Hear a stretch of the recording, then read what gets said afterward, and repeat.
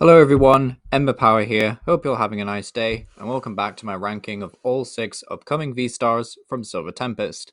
Before we get going, I'd like to give a massive shout out to Justin Basil TCG, who provided all the proxies, so if you ever want to, test out future sets, then be sure to go check out his resources. So kicking off this list is a bit of a sad one. It is sadly Unknown V-Star.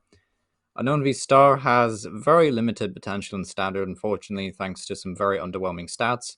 Only having 250 HP is a massive no-no in today's Standard format. Just means stuff like Palkia and Giratina can just easily want to kill you. I know Giratina is maybe not the best example, but, just think of anything that works with modifiers like Palkia. They'll just be, it's just a terrible amount of HP to have effectively. You also have 2 fairly underwhelming attacks in the form of Tri-Power, which allows you to flip 3 coins and do 70 damage for its heads. Spoiler alert, it's not very good, even with Glimwood Tangle. Then Star Cipher says until this Pokemon leaves play, it gains an ability that has an effect that all of your opponent's Pokemon weakness is now Psychic. But major problem with this, not only does it need 3 energy, is that it becomes an ability that this Unknown V-Star has. So as soon as your opponent just takes out this Unknown V-Star, then the effect goes away, and you've effectively wasted a V-Star power. And you may be thinking, well, you can get good value out of, the damage output, I guess, after you've used Star Cipher. But if your opponent is able to just hit Unknown V-Star once after you've used this V-Star power, then yeah, you're going to be in some serious trouble. So don't think it's particularly great, but there is some options. There's a Radiant Jirachi Glimwood Tangle kind of deck that seems to be forming out of the new set. So Radiant Jirachi has an attack that allows you to flip 2 coins if both of them are heads, your opponent's active is knocked out, and then has the ability Make a Wish that says if it's knocked out, you can search your deck for 3 cards, put them into your hand. So the whole idea is that you try and loop Radiant Jirachis and just chain Stellar Disaster. And you can obviously combine this with the Glimwood Tangle that you'd be playing with Tri-Power, as well as the Unknown V actually, which has an amazing attack victory symbol that says if you only have 1 prize card remaining, you win the game. So effectively, you can use Make a Wish's ability on Jirachi to search your deck for, I don't know, your last Glimwood effectively, your Unknown V, and then potentially a Raihan or something. So yeah, it doesn't seem so bad, but that's probably the only options I could really come up with for Unknown V-Star. Anything else? I guess the Forest Seal Stone coming out that will give you an alternative V-Star power. So if you intend to build an Unknown V-Star deck that's just exclusively going to use Tri-Power, and you want to make it like a consistent quad deck, I guess, with like Crushing Hammers, Hyper Potions, Double Turbo Energy, that kind of thing, then you could make use of the Star Alchemy V-Star power that you can attach to him. But other than that, really not too many options. Probably a fun meme quad deck kind of thing, but yeah, not very good. So moving on, the number 5th spot is Mawile. This is a bit of a sad one, to be honest, because I wanted to rank Mawile a lot higher. But yeah, not so many great V-Stars in this set. But moving on, Mawile has 260 HP, which again is just very underwhelming. Anything less than 270 really is asking for it. Even just 270, to be honest, is just so much worse than 280. It's just, yeah, it's just really sad. But unfortunately, the V-Star power and the attack don't really make up for your low HP. So Mawile, for 2 Colorless Energy, allows you to do 90 damage, and if it moved from the bench to the active, you can do 180. Which is, it's pretty admirable, you can 2-hit KO everything in the game, even with Double Turbo, you can 2-hit KO the majority of Pokemon that see play. You can also use this to just knock out Crobats and Luminions, which are seeing an increased amount of play lately, which is pretty cool. But unfortunately, the praise kind of ends there with this attack, because despite all the amount of Escape Rope, Cross Switcher, even your own V-Star power effectively acting like an Escape Rope, the big problem with Sudden Eater is that you're really just not doing enough damage in a format that centers so much around getting 1-hit KOs and stuff.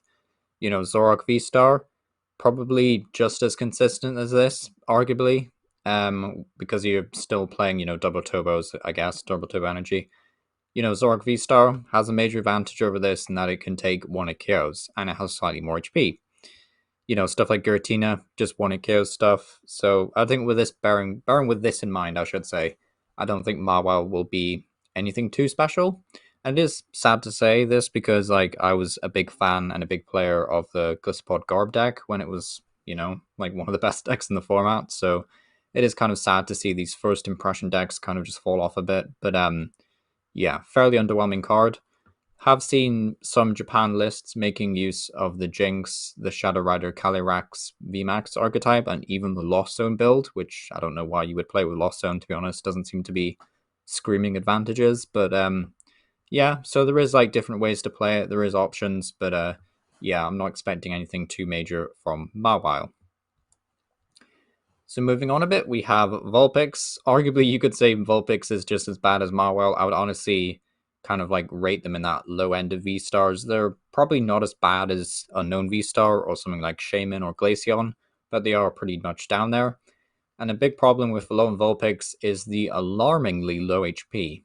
240 hit points is absolutely abysmal for a stage 1 V-Star. You know, it's just like anything will be able to KO you. You know, it takes very minimal buffs. Even for like one prizers, they're licking their lips looking at this card because it's like it's just so much easier to get 2 KOs against this guy. You don't need to worry about modifiers. So yeah, very concerning amount of hit points. Snow Mirage is pretty decent in all honesty though. 160 for 3 energy, and then it cannot be it goes through effect, sorry, and then during your opponent's next turn, prevent all damage done to Vulpix by your opponent's Pokemon with abilities. And okay, fair enough, there is a ton of Pokemon that have the C play that have abilities. The upcoming Regidrago, the Giratina, Cramorant, for example, sees a ton of play in Lost Zone decks. The Origin Form Palkia, there's like a lot of Lost Zone decks that all use abilities. So there is some decent merits, and honestly, this is probably best as like a 1-1 line in Palkia or Ice Rider Calyrex, but Snow Mirage, similar problem to Mawile in that you're not really doing enough damage, and that Mawile did 180 for 2, and if you're using a double turbo, it did 160. This is doing 160 for 3, and if you're using a double turbo at all, you're doing 140. So using a double turbo really is just kind of like out of the question with Alolan Vulpix, unless you're playing some kind of like Melanie quad deck. But yeah, Snow Mirage, not really going to be doing it for me. Silver Star is okay. It does 70 damage for each of your opponent's Pokemon V in play, but it's a free attack for some reason, even though you're most likely committing 3 energy to use Snow Mirage. So the free attack is kind of wasted here. And Star Portal is just a far superior V-Star power to use. So I know there's always going to be the argument that Origin Form Palkia is just not a deck that everyone can afford to play, and we do have to acknowledge that. So, for example, if you're trying to build some kind of like Suicune, effectively a kind of budget version of Palkia, or like a more cheaper version of it at least, then you can make use of Alolan Vulpix V-Star. But Alolan Vulpix rather, not Alolan Vulpix. But yeah, Snow Mirage, Silver Star, not really doing it for me. So the number 3rd one, well, you know the list is bad when arguably 4 out of 6 V-Stars might not even make it into tier 2, but yeah, we'll see how it goes. Maybe Serperior is better. So right off the bat, 270 hit points is already way better than what we've seen so far, which is good. Has 2 attacks, Royal Tornado and Winding Star. Also has free retreat. I know I've not been mentioning all the weakness, resistance, free retreat stuff, but yeah, this one has free retreat, which is a massive plus side, especially in this kind of deck. So has the attack Royal Tornado for a grass 2 colors, does 190, and then you may move any number of energy from your Pokemon to a Pokemon any way you like. So just energy conservation, I should say, is just always been pretty good, to be honest. It's very easily powered up. Not only can you make use of just stuff like Gardenia's Vigor, you can also make use of Trinity Nova. You are naturally doing 190, which does mean that if you have to use double turbo, if you're building like the Arceus build or some kind of quad build, then you're still at least doing 170, which will KO, well, 2KO everything in the game. So impressive damage, good effect, decent effect. So the V-Star is not too great, but it's not trash either. Does 60 damage for each energy attached to this Pokemon. So if you have 3 energy, you can do 180, which is like just 10 less than Roll Tornado, funny enough. So you probably want to save this when you have 4 or more energy. Of course, you can use Trinity Nova multiple times. Maybe, you know, you stack a load of grass energy on Serperior, you take like a massive KO with Winding Star. Then your opponent tries to, I don't know, stall you out with another Pokemon. So then you use Royal Tornado to move all of the excess energy off Serperior onto another Pokemon. So there is at least some decent synergy, some cool combos that you can do. So I do like that about it. There's also the option to use Cricketune. I know it's not really seen much success, but Cricketune and Hisuian Lilligant might honestly help you a lot here. Hisuian Lilligant would let you to have access to a V-Star power that would allow you to search your deck for 5 in any combination of Grass, Pokemon, Energy. Would just help with Gardenia's Vigor and setting up your Cricketunes, but obviously would take away the option to use Winding Star. So if you are building an Hisuian Lilligant variant, I would play it with Cricketune. Honestly, I would play with Cricketune, and then I would just kind of like ignore Arceus, I guess. But yeah, is there for a nice option. Obviously, with Cricketune, you could also potentially lean into Gardevoir as like a kind of a tanky variant. And then I'll just have the Earth and Seal Stone in the bottom corner here, which will give you access to, yet again, a different V-Star power. But will do 100 damage to all your opponent's Vs. Oh, well, sorry, we'll leave them with 100 HP, so Royal Tornado can take 1 KOs. But yeah, moving on a bit, we have Lugia V-Star. This was a one that I was tempted to say could be better than Regidrago, in all honesty, but relying on getting Pokemon into your discard pile and then relying on not prizing certain special energy cards seems fairly awkward, but I don't think Lugia will be terrible, and I don't think it will be that inconsistent, to be honest, but we'll have to wait and see. But either way, Lugia rocking 288 points is fantastic. It's what we want to see from V-Stars. Royal Tornado for 4 energy doing 220, and then you may discard a stadium and play. So this is going to be good for getting rid of annoying stadiums like Path to the Peak or I guess your opponent's training court, because you're unlikely to run your own basic energy. So being able to bump all these like annoying stadiums, even just being able to bump Lost City so your opponent can't send your precious Archeops into Velocizone. So yeah, seems pretty cool. And then Assemble Star says, during your turn, you may choose up to 2 colors Pokemon from your discard pile, except Wither Box, and put them onto your bench. So there is like a couple of stage 2 colors types that I think are okay in standard, but the main one, honestly, is Archeops, which is technically a stage 2. It's a stage 2 fossil that will, once during your turn, allow you to search your deck for up to 2 special energy cards and attach them to one of your Pokemon. So ideally, we want to make use of powerful colorless energy. So I guess the optimal play here is to discard 2 Archeops on the first few turns, use Assemble Star, and then use multiple Archeops to accelerate stuff like powerful colorless energy and V-Guard energy.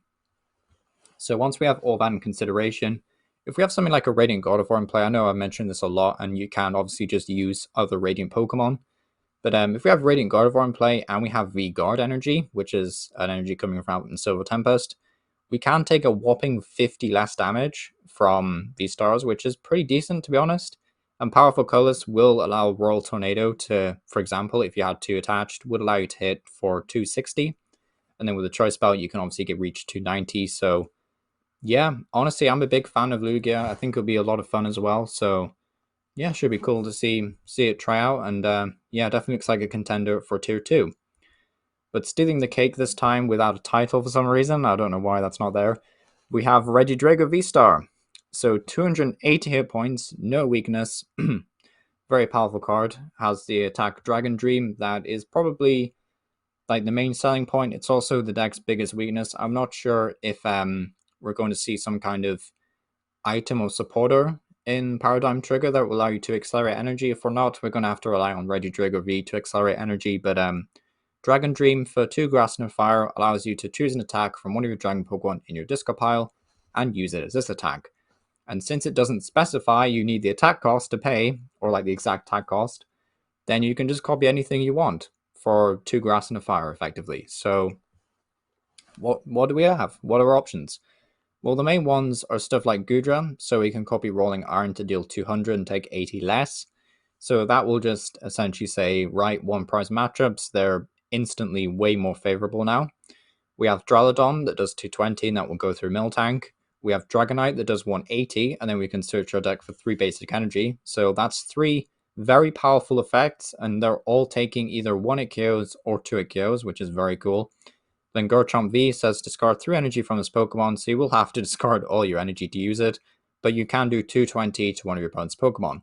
So I can imagine Garchomp V being like a late game finisher move that you just copy to destroy your opponent's Pokemon V before they evolve it.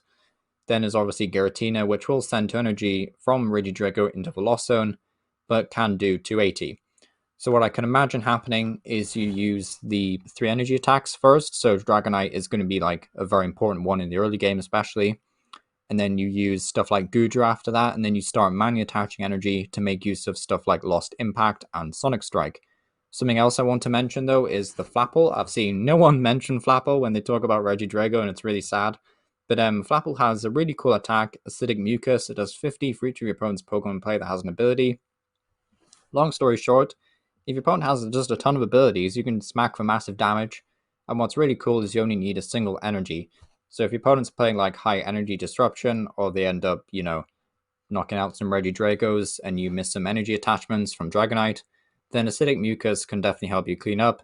And you can even make use of Fighting Tackle to deal 160 in a pinch. So seems pretty decent. But other than that, the new supporter Lance allows you to search your deck for up to 3 Dragon Pokemon, put them in your hand.